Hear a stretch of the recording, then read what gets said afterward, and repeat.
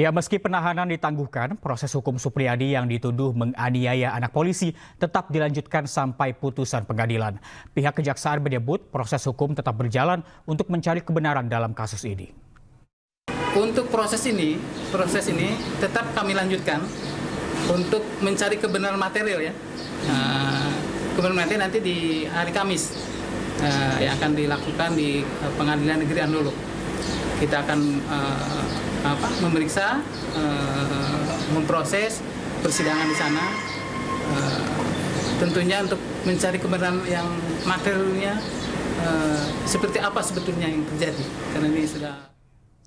Ya, dan untuk mengetahui lebih jelas terkait penangguhan penahanan guru yang menjadi tersangka penganiayaan muridnya ini, telah tersambung melalui Zoom Andri Darmawan, kuasa hukum Supriyani, guru SDN 04 Baito. Selamat siang, Pak Andri.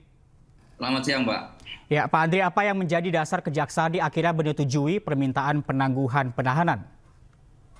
Baik, jadi penangguhan itu bukan diberikan oleh kejaksaan karena kejaksaan yang sebenarnya sudah menahan. Nah, kemudian setelah ditahan dilimpahkan di pengadilan. Nah, penangguhan itu diberikan oleh pengadilan sesuai dengan surat kami yang meminta penangguhan. Jadi pertimbangan daripada pengadilan untuk menangguhkan karena Ibu Supriyani ini masih punya anak kecil, kemudian juga beliau masih harus mengajar, sehingga beliau diberikan penangguhan.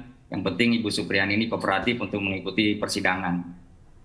Baik, Pak Andri, kasus ini sudah bergulir sejak beberapa bulan yang lalu dan kami ingin mengkonfirmasi, apa benar ada permintaan uang damai hingga puluhan juta rupiah dari keluarga korban? Iya, terkait itu kami sudah klarifikasi dari mana infonya, bahwa itu info tersebut dari kepala desa yang menyampaikan bahwa ada permintaan dari keluarga korban untuk meminta uang damai 50 juta yang disampaikan melalui penyidik. Nah, kalau tidak sampai 50 juta, perkara itu tidak bisa dihentikan. Jadi mereka meminta tidak boleh kurang dari 50 juta, seperti itu. Baik, dan apa benar Pak, penganiayaan itu terjadi dan apa yang menjadi penyebab penganiayaan tersebut?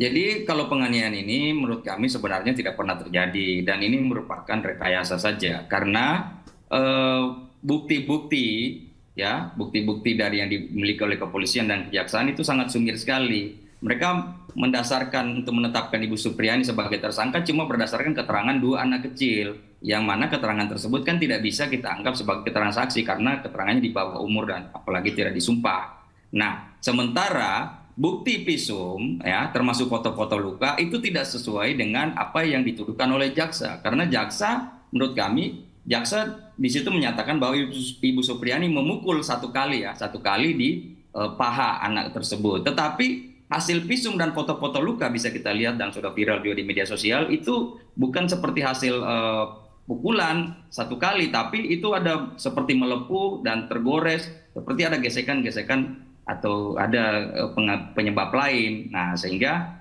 kami menganggap bahwa ini memang dipaksakan sekali karena sebagaimana kita ketahui penyidikan ini kan dilakukan di Polsek Baito. Nah, sementara orang tua sebagai orang tua korban yang menjadi pelapor juga adalah anggota di situ di Polsek. Kami melihat ini terjadi konflik of interest, tidak objektif lagi penyidikan ini.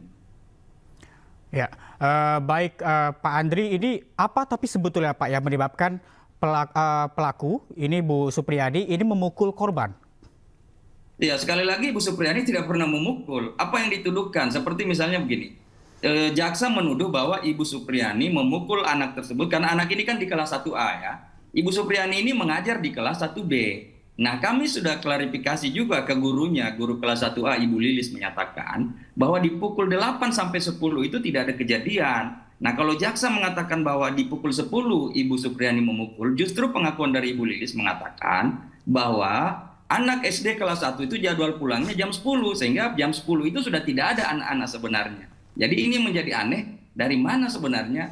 Ini cuma berdasarkan keterangan anak kecil saja yang mengaku tadi dipukul oleh Bu Supriyani.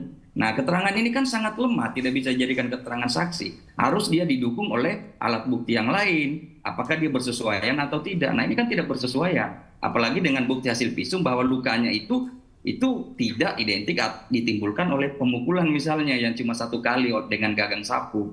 Gitu. Baik, tapi dari keterangan para saksi yang sudah dimintakan oleh pihak kejaksaan maupun pihak kepolisian, apa yang sebetulnya dikatakan oleh para saksi? Apakah senada dengan apa yang dikatakan Ibu Supriyadi atau malah sebaliknya, Pak? Justru saksi-saksi tidak senada. Yang senada itu cuma saksi anak itu yang 2 orang. Tapi saksi-saksi dari pihak guru apa semua sudah ditanya semua. Tidak ada kejadian itu. Gitu. Baik, Pak Andri, terima kasih banyak telah bergabung bersama kami di iNews Siang. Selamat siang dan selamat bertugas kembali. Baik.